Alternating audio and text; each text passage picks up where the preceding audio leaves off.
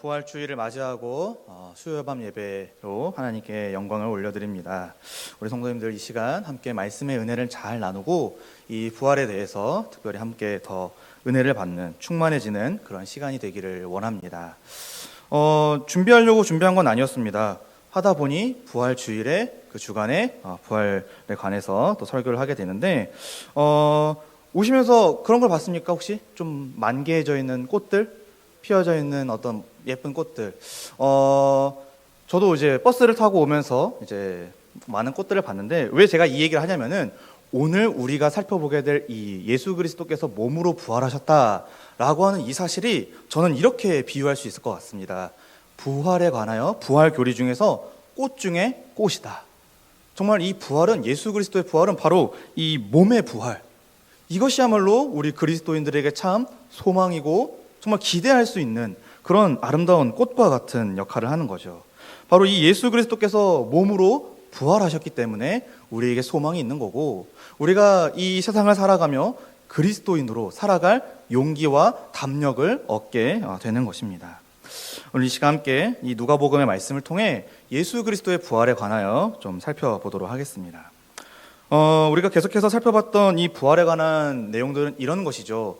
예수님께서 부활하셨다라고 하는 것은 우리로 하여금 우리가 가진 이 구원을 확신케 하는 그야말로 하나님의 은혜 중에 은혜다라는 것을 우리가 지난 시간에 함께 살펴봤습니다. 그래서 고린도전서 15장의 말씀을 통해서 이 예수 그리스도의 부활이 없다면은 사도들을 비롯해서 교회가 전한 이 복음의 수고는 헛된 것이 되며 만약 예수 그리스도께서 부활하지 않으셨다면 여전히 죄의 형벌이 해결되지 않으므로 우리는 죽음 가운데 남아있게 되는 것입니다. 그런데 그리스도께서 부활하셨기 때문에 우리가 갖고 있던 이 죄의 문제가 해결되었고 즉 우리에게 남아있는 형벌이 없고 또 그렇기 때문에 이 복음 전도를 위한 사도들과 교회 그리고 저와 여러분의 그 수고는 결코 헛되지가 않다라는 것을 성경이 우리에게 가르쳐주고 있습니다. 바로 그리스도께서 부활하셨기 때문에 우리가 소망을 갖고 이 땅을 살아갈 수가 있는 것이지요. 그리고 그 부활이 오늘 우리에게 주는 또 다른 교훈은 바로 예수 그리스도께서 몸으로 부활하셨다라고 하는 것입니다. 사실 우리는 예수님께서 몸으로 부활하셨다라고 하는 것을 믿죠. 정확하게는 믿기는 믿는데 그것이 어떤 의미인지 그것이 오늘 나에게 어떤 교훈이 되고 의미가 있고 가치가 되는지에 대해서는 사실 깊게 생각하지는 못합니다. 그래서 이 시간 예수 그리스도께서 몸으로 부활하셨다. 이 내용에 대해서 이 중요성에 대해서 함께 좀 생각해 보려고 합니다. 본문을 보면서 함께 좀 살펴보도록 하겠습니다. 먼저 36절과 37절에 보시면은 이 말을 할 때에 예수께서 친히 그들 가운데 서서 이르시되 너희에게 평강이 있을지어다 하시니 그들이 놀라고 무서워하여 그 보는 것을 영으로 생각하는지라 라고 기록되어 있습니다. 여기서 이 말을 할 때라고 하는 것은 지금 시몬 베드로와 또 엠마오로 가던 두 제자가 부활하신 예수님을 목격하고 예루살렘으로 돌아와 다른 제자들에게 자신들이 부활하신 예수님을 봤다라는 이야기를 함께 나누고 있을 때의 장면이 됩니다. 그런데 그 가운데서 이제 예수님이 나타나시게 된 것이죠. 사실 이때까지만 해도 다른 제자들은 예수님의 부활을 믿지 않았습니다. 마가복음 16장 14절 말씀에 보시면은 그 후에 11제자가 음식 먹을 때에 예수께서 그들에게 나타나사 그들의 믿음 없는 것과 마음이 완악한 것을 꾸짖으시니 이는 자기가 살아난 것을 본 자들의 말을 믿지 아니함일러라. 그러니까 지금 제자들이 예수님의 부활에 대해서 얘기를 하고 있지만 실제로는 믿지 않고 에이 그런 게 어딨어 라고 서로 대화를 하고 있던 상황인 것이죠. 그때 부활하신 예수님께서 친히 그들 가운데에 서서 말씀하십니다. 너희에게 평강이 있을지어다. 제자들은 그 광경을 보고 놀라 무서워했습니다. 저 같아도 놀라겠어요. 요 예배 자리에 중간에 예수님이 두둥 하고 등장하면 안 놀랄 사람이 어디 있을까요? 뭐 요즘 젊은 사람들, 저를 포함해서 요즘 젊은 사람들은 아마 그렇게 생각할지도 모릅니다. 이거 홀로그램 아닌가? 컴퓨터가 이렇게 프로젝터가 싹 쏴가지고 예수님의 모양을 비추고 있는 거 아닐까? 뭐 이런 생각을 오늘날에 하겠지만 이때 당시에는 그런 것도 없었고, 그러니까 예수님이 그 가운데에 서서 나타나셨다라고 하는 것은 제자들에게 매우 놀라운, 또 무서워할 만한 그런 현상이었다라는 것이죠. 요한복음 20장 19절에 보시면은 이날 곧 안식 후 첫날 저녁 때에 제자들이 유대인들을 두려워하여 모인 곳에 문들을 닫았더니 예수께서 오사 가운데 서서 이르시되 너희에게 평강이 있을지어다. 그러니까 지금 제자들이 모여있는 공간은 밀폐된 공간이죠. 문을 닫고 그들끼리 유대인들을 피해 두려워하여 숨어있는 그 자리, 그 가운데에 예수님이 나타나 주신 것입니다. 여기서 우리가 좀 생각해 볼 것은 지금 현재 예수님의 말씀을 통해 알 수 있는 것은 이런 거죠. 제자들이 지금 평강이 없는 상태입니다. 예수님이 평강이 있을지어다 이렇게 얘기하는 게 물론 그 당시 유대인들에게 일반적인 인사말이었겠지만은 이 제자들의 상황에서 예수님의 평강이 있을지어다는 그들의 상태에 대한 예수님의 진단이기도 했습니다. 바로 그들이 평강이 없는 상태이죠. 평강이 무엇입니까? 히브리어로 샬롬이라고 우리는 부르는데 바로 모든 형태의 죄악이 사라진 그야말로 화평하고 번영하며 안식된 그런 평화로운 상태가 평강입니다. 그렇다면 제자들은 왜 평강이 없었을까요? 바로 제자들이 생각했던 메시아로서의 예수님이 있었고 그 기대가 있었고 그게 산산이 부서졌기 때문에 그렇습니다. 제자들은 예수님이 구약 성경에 예언된 메시아로서 현재 자신들을 이 로마의 제국으로부터 해방시켜주고 그래서 옛날 그 다윗 왕과 솔로몬 왕이 누렸던 그 멋진 왕국을 건설해주기를 바라는 마음에서 예수님을 따라다녔습니다. 그런데 정작 메시아라고 생각했던 그 예수님께서 예루살렘 성에 들어가셔서 하신 일이 고난을 받으신 거였고 심지어는 십자가에 달려 죽으시기까지 했습니다. 이 십자가의 죽음은 무엇입니까? 이방인들에게는 그가 국가적인 어떤 반역자라고 하는 의미가 있는 거고 유대인이었던 제자들에게는 하나님의 저주를 받은 자, 그 율법에 기록된 모든 저주를 받은 자, 끔찍한 그야말로 비참한 죄인 중에 죄인이다 라고 하는 의미가 십자가 죽음이었는데 지금 제자들이 예수님을 메시아라고 생각하고 따라다녔는데 그가 그런 죽음을 맞이했다고 하니 제자들의 기대와 또 소망이 어떠했겠습니까? 아마 정말 하늘이 무너지는 이 세상이 다 사라져가는 그런 공허함과 허탈함이 있지 않았겠습니까? 또 한편으로는 그 당시에 문화도 있었는데 아카데미 문화라고 해가지고 이 스승과 제자 이 둘 사이는 운명 공동체로서 스승이 걸어간 길을 제자가 걸어가기 마련이었습니다. 근데 지금 예수님의 제자들은 예수님을 스승이라 여기며 따라다녔는데 그가 십자가 죽음을 맞이하게 된 겁니다. 그럼 자신들도 어떤 운명을 맞이할 거라고 예상합니까? 십자가로 죽겠구나. 예수님을 따라다니면 부와 영화를 누릴 줄 알았는데 저주받고 죽겠구나. 뭐 그런 생각을 했겠죠. 그러니까 그들에게는 평강이 없는 상태였다라는 것입니다. 그러면서 그들이 예수님이 딱 등장했을 때 영으로 나타나셨구나. 이건 실제 살아계신 예수님이 아니라 영혼의 어떤 그런 존재로 나타나신 거구나 라고 그들이 착각했다라는 것이 지금 본문의 진술인 것이죠. 실제로 불신자들은 이 예수님의 부활에 대해서 그가 육체, 그러니까 몸을 가지고 부활하신 것이 아니라 어떤 영적인 존재로 부활했다고 생각을 합니다. 그래서 어떤 사람들은 이 부활 사건을 가지고 제자들이 예수님이 너무 보고 싶어서 만든 어떤 종교적 환상이라고 얘기한다라고 하는 것이죠. 사실 죽은 자가 다시 살아나는 것은 과학적으로나 상식적으로나 쉽게 또 흔히 일어나는 일은 아니죠. 그러니까 이 불신자들, 특별히 성경의 권위와 성경의 하나님의 말씀이라는 것을 믿지 않는 사람들은 이 사건을 그런 관점에서 해석해냅니다. 이건 말이 안 되는데 어떻게 해야 말이 될까? 이건 제자들이 예수님을 너무 보고 싶어한 나머지 만들어낸 이야기야. 그러니까 실제로 예수님이 부활한 건 아니고 제자들이 너무 보고 싶으니까 그렇게라도 예수님을 다시 살려낸 거야 라고 생각을 하죠.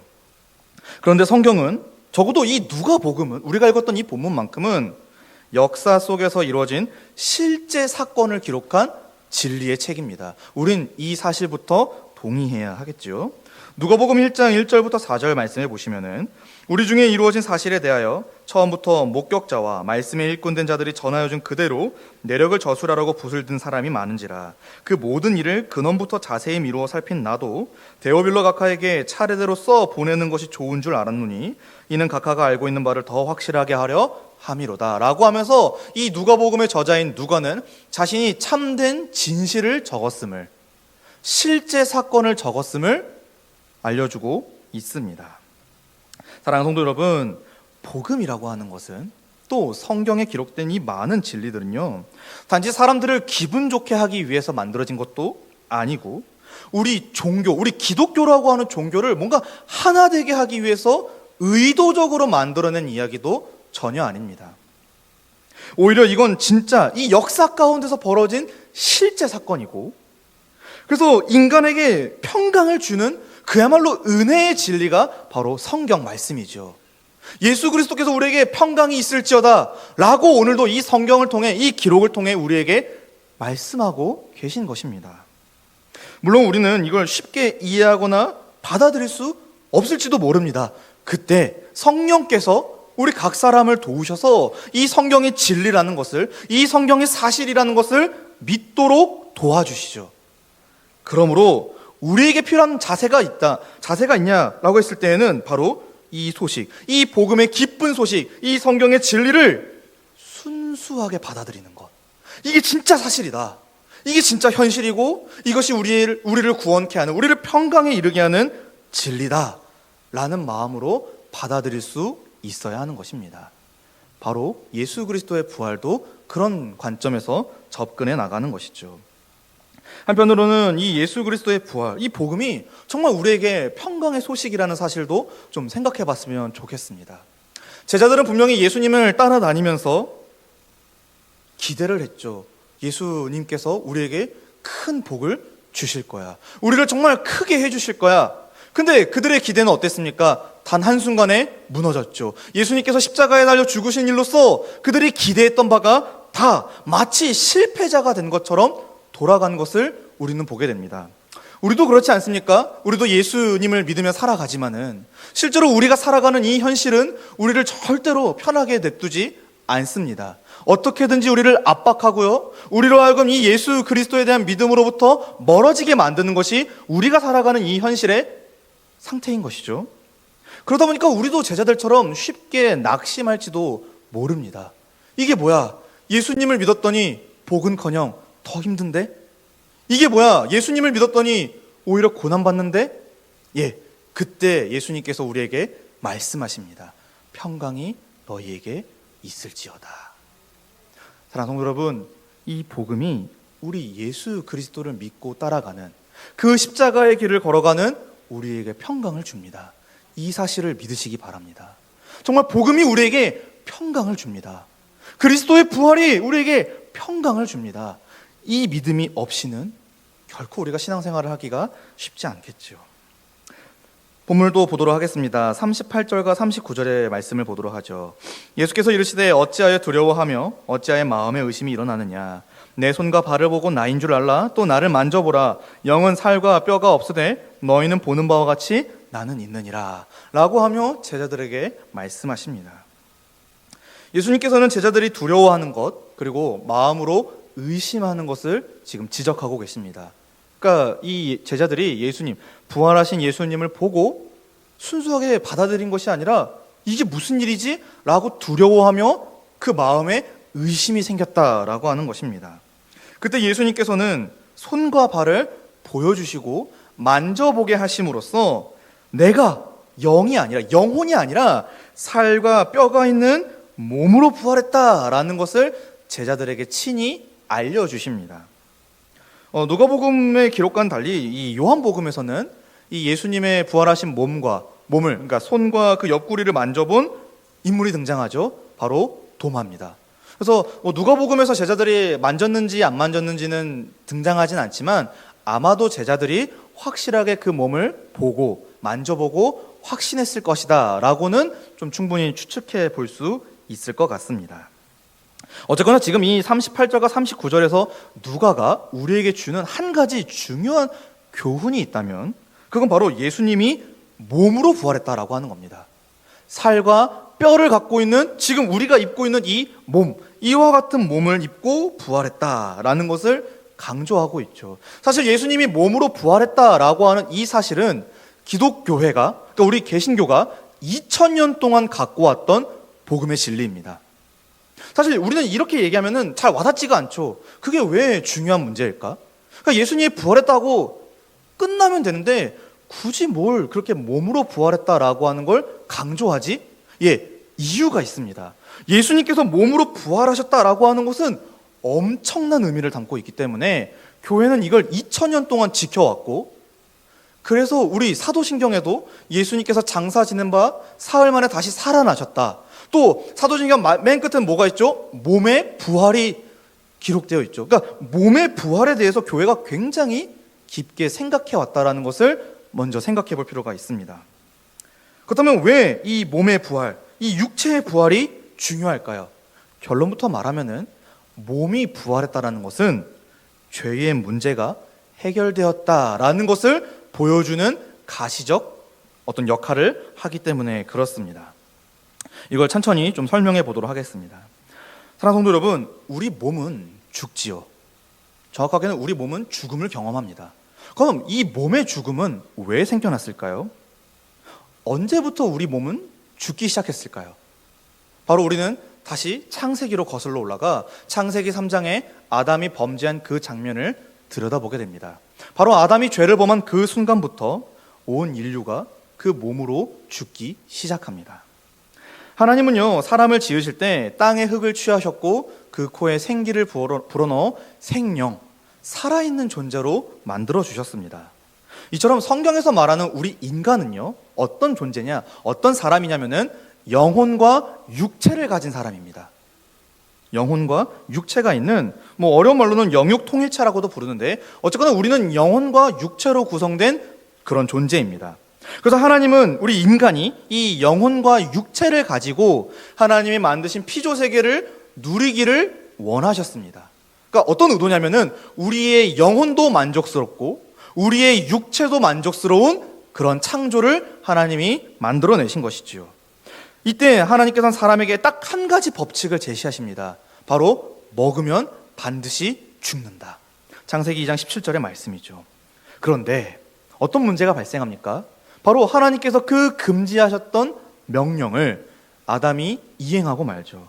바로 범죄한 그 아담으로부터 이 죄의 영향이, 결과가 나타나기 시작한 것입니다. 물론 이 아담이 범죄한 그 순간에 하나님의 말씀대로 곧바로 죽진 않았습니다. 그런데 사람은 범죄한 탓에 이미 죽음 가운데 놓이게 되었지요.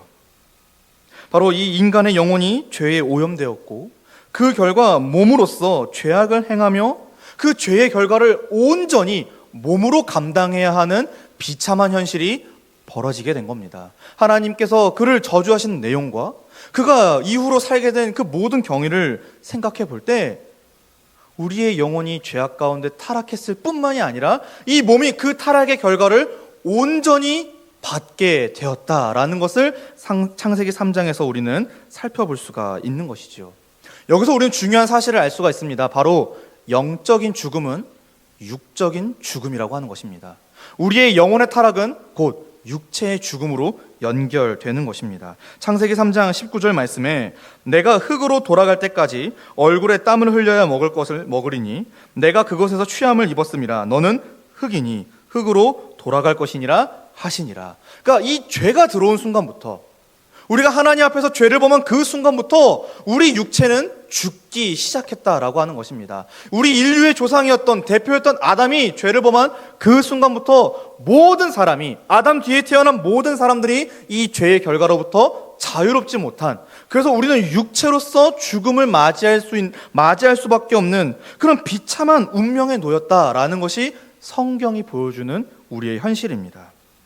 그래서 우리는요, 예수님을 믿기 전에는 다 영적으로 죽은 자들입니다. 그리고 육체로서 영원한 죽음을 맞이할 운명에 놓인 자들이었습니다. 그게 우리이죠. 그런데 이제 이 모든 죽음 가운데 모든 인류가 다 속해져 있는데 이것을 뒤집는 사건이 벌어지게 된 겁니다. 그게 바로 예수 그리스도께서 부활하신 사건이죠. 바로 예수님께서 죽으신 그 몸으로 부활하심으로써 죄와 사망의 권세가 완벽하게 폐하여졌음을 우리 가운데 나타내어 보여주신 것입니다. 인류 역사상 스스로 이 죽음의 문제를 해결한 사람이 아무도 없죠. 지금도 의료가 어떤 과학기술이 많이 발전하지만 인류의 노화, 이 죽음의 문제를 해결한 적이 단 한 번도 없습니다. 그리고 아마 앞으로도 그럴 일이 없을 겁니다. 그런데 유일하게 이 문제를 해결한 인물이 등장했으니 그가 바로 예수님입니다. 예수님은 하나님이 자기 백성들을 구원하기 위해 세우신 또 다른 대표였습니다. 그래서 성경에서는 이 예수님을 뭐라고 표현하냐? 둘째 아담 혹은 마지막 아담이라고 표현하죠. 예수님은 십자가 죽음으로써 백성들이 감당해야 할 죄값을 전부 치르셨고 그 자신의 의로움으로 그 무덤 가운데서 다시 살아나셨습니다.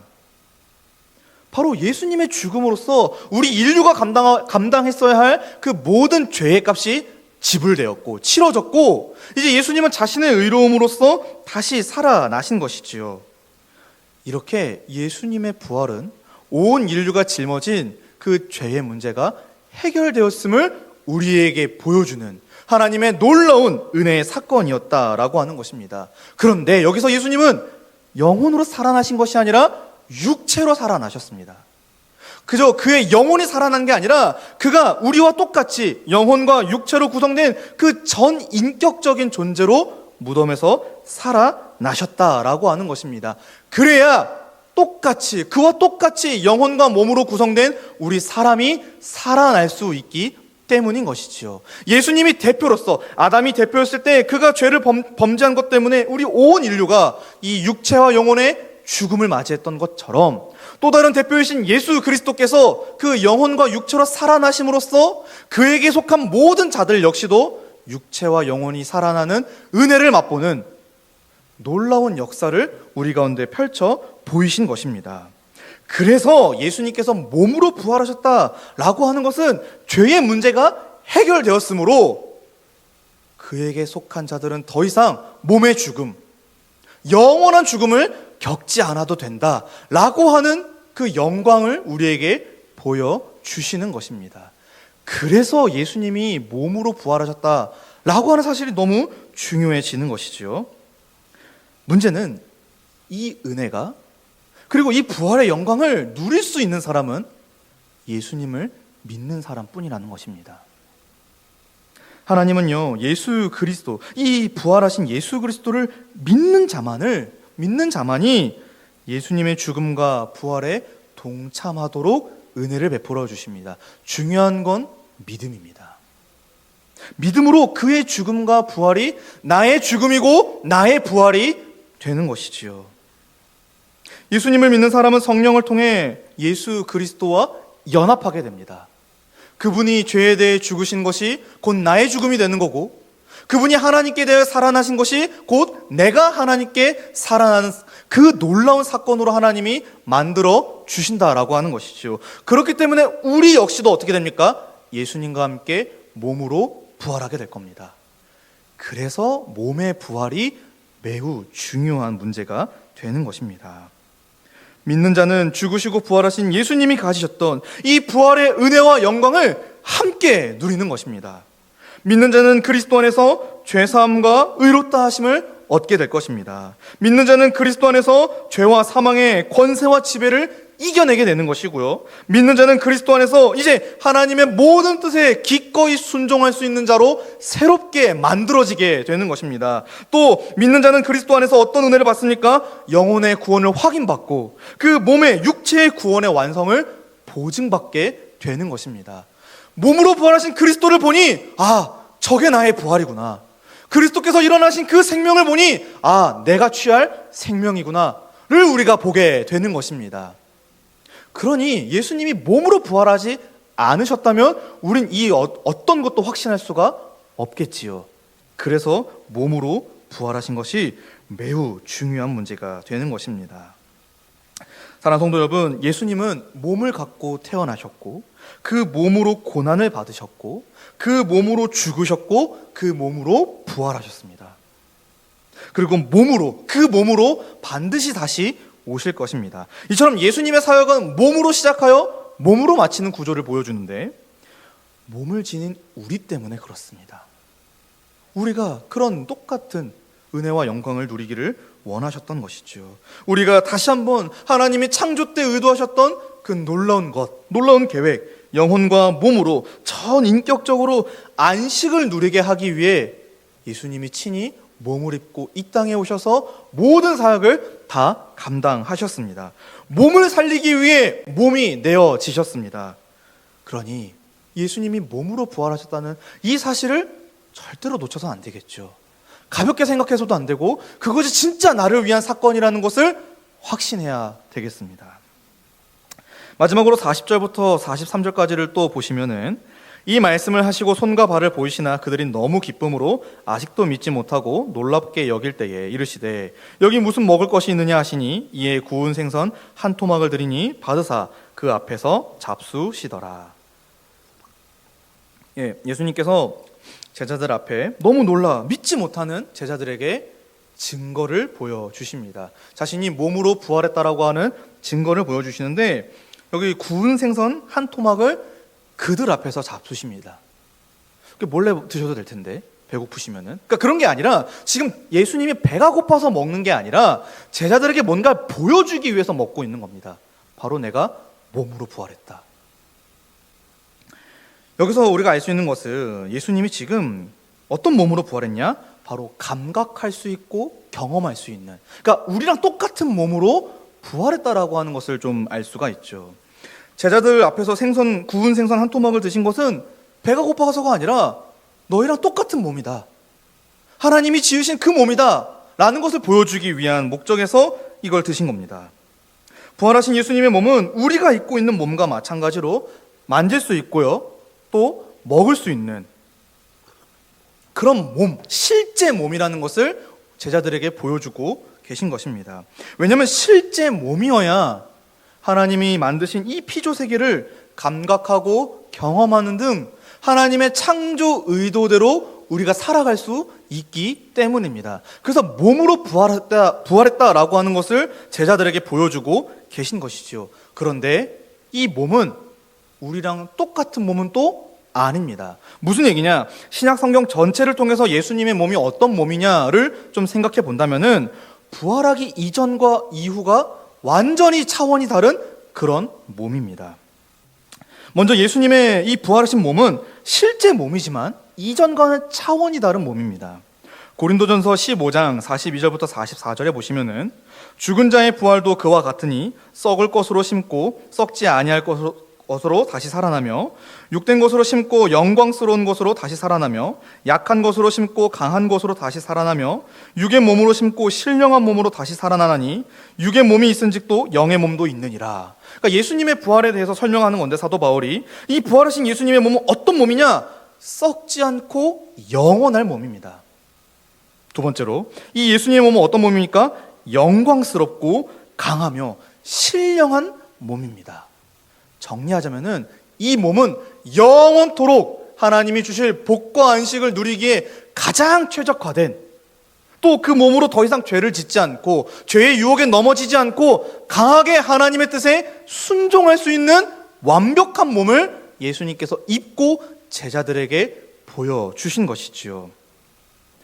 그렇다면은 예수님의 그 부활, 몸의 부활이 우리의 부활이라면은 우리 역시도 어떤 몸으로 살아가게 될 겁니까? 예수님과 같은 몸, 썩지 않고 영원할 몸, 영광스럽고 강하며 그야말로 하나님의 뜻에 온전히 순종할 수 있는 그런 완벽한 몸, 주의 영광으로 가득한 몸. 사랑하는 성도 여러분, 그 몸을 예수님을 통해 우리가 받게 될 것입니다. 정말 이것이 우리에게 소망이 되지 않습니까? 우리는 살아가면서 우리 몸이 죽어간다는 걸 많이 느끼게 될 겁니다. 노화가 일어나거나 또 어떤 질병에 걸리거나 어떤 사건을 통해 우리 몸이 다치는 등 여러 가지 우리의 외적인 상황들은 우리의 몸이 죽어가고 있는 것을 우리에게 알려줍니다. 또 우리가 살아가는 인생은 어떻습니까? 너무나도 죄에 많이 걸려 넘어지죠. 그런데 이 모든 상태를 극복하고 완벽하게 하나님이 주실 복과 안식을 누릴 그날이 올 겁니다. 그날에는 그 몸은 완벽할 겁니다. 더 이상 죄가 생각나지도 않을 거고 죄의 어떤 유혹도 받지 않을 것이며 죄가 가져다주는 죽음과 사망에 전혀 머물러 있지 않을 것입니다. 완전한 몸을 우리가 갖게 될 것이죠. 바로 그리스도께서 우리에게 그 몸을 먼저 보여주신 것입니다. 그래서 예수님을 우리가 뭐라고 부릅니까? 부활의 첫 열매다 라고 말을 하지요. 고린도전서 15장 20절 20절부터 22절 말씀에 그러나 이제 그리스도께서 죽은 자 가운데서 다시 살아나사 잠자는 자들의 첫 열매가 되셨도다.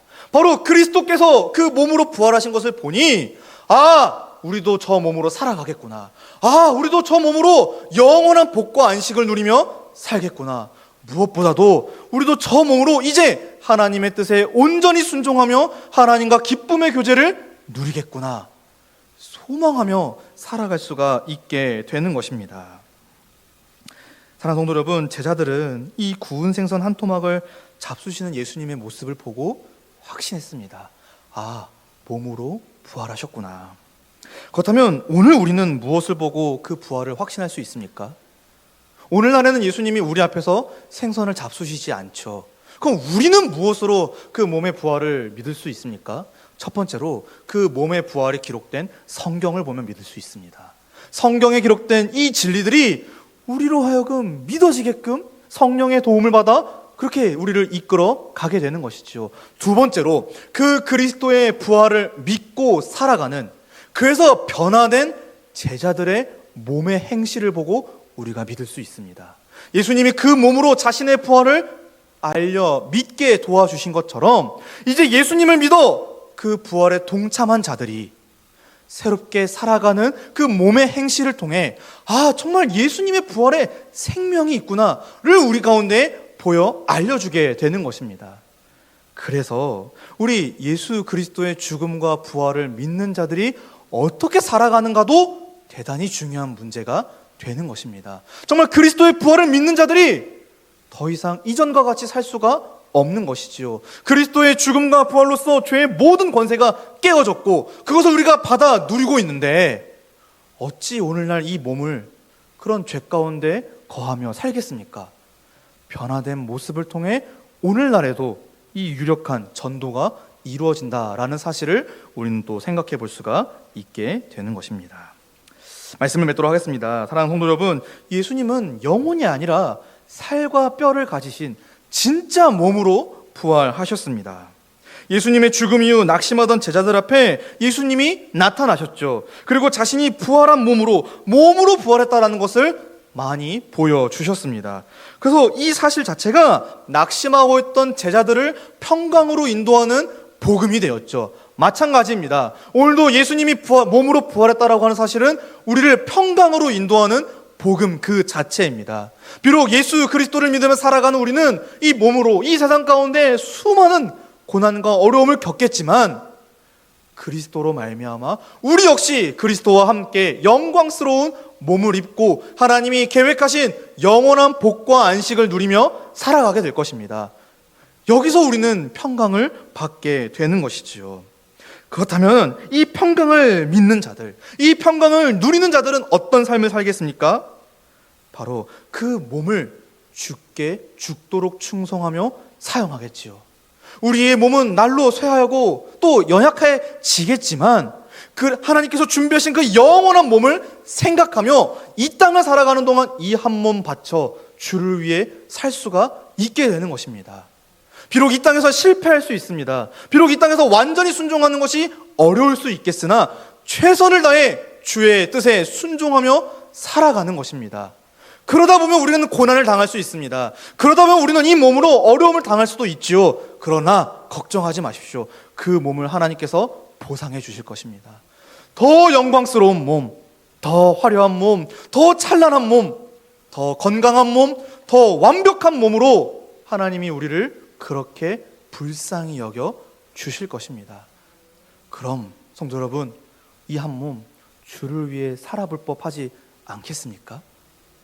특별히 이 몸을 사용해서 교회로 살아가는 것, 정말 이 교회 안에서 내 몸을 사용하여 형제를 사랑하고 내 자매를 사랑하는 것, 이거 해볼 법하지 않겠습니까? 어떻게든지 이 몸을 사용해서 그리스도께서 나를 살리기 위해 몸을 내어주셨듯이 나도 형제 자매를 위해 내 한 몸 내어줄 수 있지 않겠습니까? 우리에게 소망이 있는데, 우리에게 복음으로 말미암은 이 평강이 있는데 한 몸 주를 위해 살아볼 수 있지 않겠습니까? 바로 예수 그리스도께서 몸으로 부활하셨다라고 하는 이 사실이 우리를 교회로 살아가게 하는 또 원동력이 된다라고 하는 것입니다. 아무쪼록 부활주의를 맞이한 한 주입니다. 그리스도의 부활에 대해서 더 깊이 생각하시고 또 그 부활이 가져다 준 이 생명의 은혜를 마음껏 누리며, 특별히 오늘 이 말씀을 생각하여 이 한 주 동안 몸으로 정말 주를 섬겨보겠다, 정말 형제자매를 사랑해보겠다 라고 결단하시는 우리 모든 성도님들 되시기를 주님의 이름으로 간절히 축복합니다. 기도하겠습니다. 하나님 아버지, 감사합니다. 부활주의를 맞이한 이번 한 주도 또 예수 그리스도의 부활에 대해서 한번 살펴봤습니다. 특별히 예수님께서 몸으로 부활하셨다라고 하는 이 귀한 사실을 함께 살펴보며, 하나님, 우리 역시도 이제 예수 그리스도와 함께 영광스러운 몸을 입을 줄로 믿습니다. 그날이 완성되기까지, 그 몸을 입기 전까지 이 한 몸 주를 위하여 살아갈 수 있도록 우리의 마음과 우리의 육체를 다스려 주시옵소서. 예수님의 이름으로 기도합니다.